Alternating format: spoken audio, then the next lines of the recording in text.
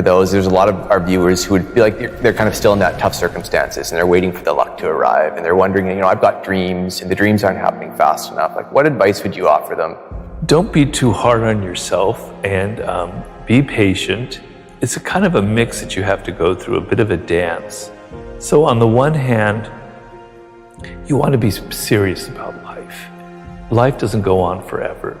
Your youth will be over in 10, 12 years. You better believe it, it goes faster than you can imagine, right? You want to realize what your life's task is. You want to develop those skills that will make it so when you're in your 30s, things will come together as they fortunately did for me. It's a common story that 31, 32 is that year where things turn around for people, right? But on the other hand, you don't want to be so damn serious, so damn, linear in your thinking. You've got to head down this path to make this amount of money, etc. You're young. Have some fun, have some adventure, have some excitement. But at the same time, also have that sense of discipline, that sense of purpose. We normally associate intelligence with intellectuals, with our Noam Chomsky, with Albert Einstein. And he says, no, intelligence comes in all forms. Working with your hands is a form of intelligence. A carpenter has a high form of intelligence. People who are sports, who are athletic, who use their body, that's another form of intelligence. There's music, there's math, there's language. You have one of these frames of mind. By the way your brain is wired, you are inclined towards one of them. Figure that out. If you are somebody who's word-oriented and you end up going into a field that's about math or about numbers, you're in for a lot of pain in life. You have to look at the things that you love and the things that you hate. So what you don't like is very instructive to you, right?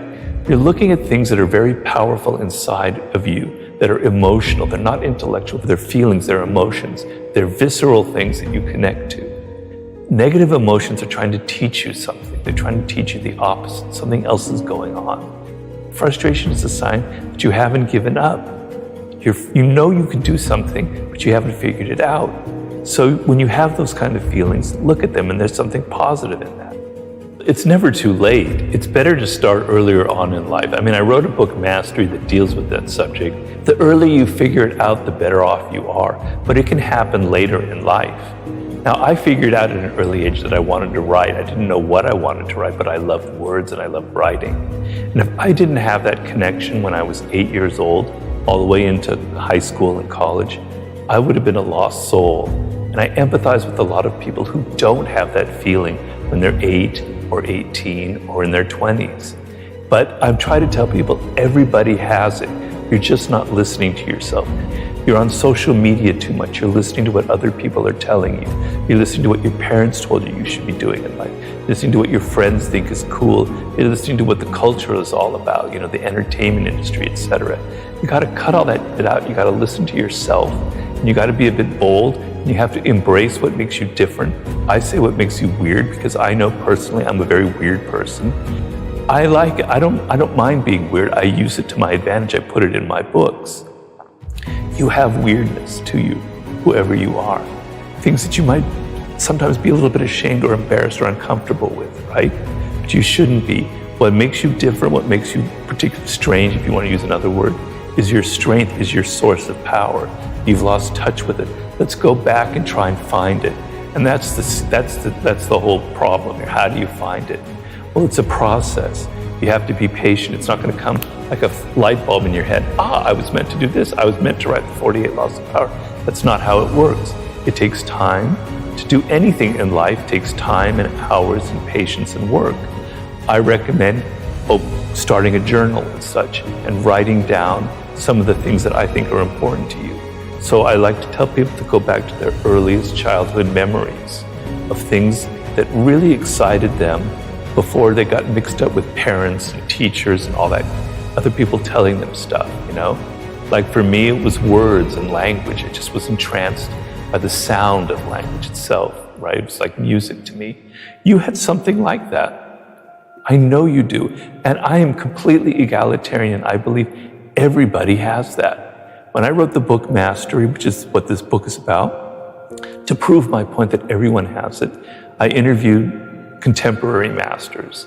And one of them is the woman Temple Grandin, who was born with high-level autism. right? She was going to be hospitalized for her entire life. When she was 2 or 3 years old, she had the good luck of finding the right teacher who brought her out of her shell. And she eventually became a very respected professor of animal research, right? She's absolutely brilliant, and she also studies autism itself. If somebody with that kind of disability, that kind of thing, everything stacked against her, if she can figure it out and reach mastery, then I certainly believe everybody has that potential. But I know it doesn't come easy. It's a process, and you have to be patient, but you have to put in the work. Now, the circumstances now, it's easy for me, a boomer, I have to admit that, to preach to you when you have gone through you've gone through a pandemic, what looks like to be a recession, and then if you're a millennial, you went through the crash in 2008. It's easy for me to preach. You're dealing with really difficult circumstances.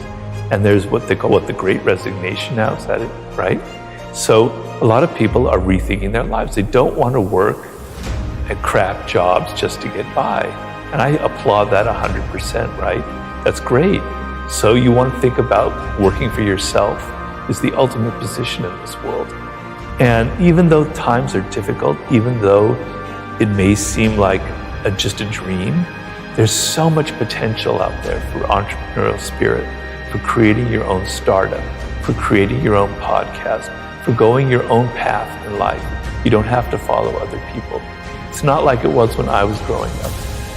There were things that were better back then. There are things that were a lot worse, right? You have so many more options.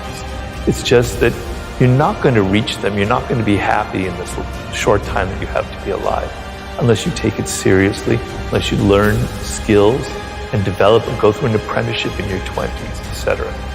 So if you can balance those two and still have some fun and adventure and excitement like I did, I don't want to hold myself to some model, but being an Irishman in Paris in my early 20s, I was having adventures, right?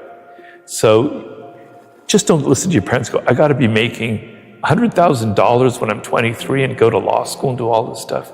You're going to burn out. So kind of understand I guess the main thing I would say is know who you are, know what you're deep down your core, what you love, what you hate, and what you were destined to create in this world. That's like the most important process you can go through.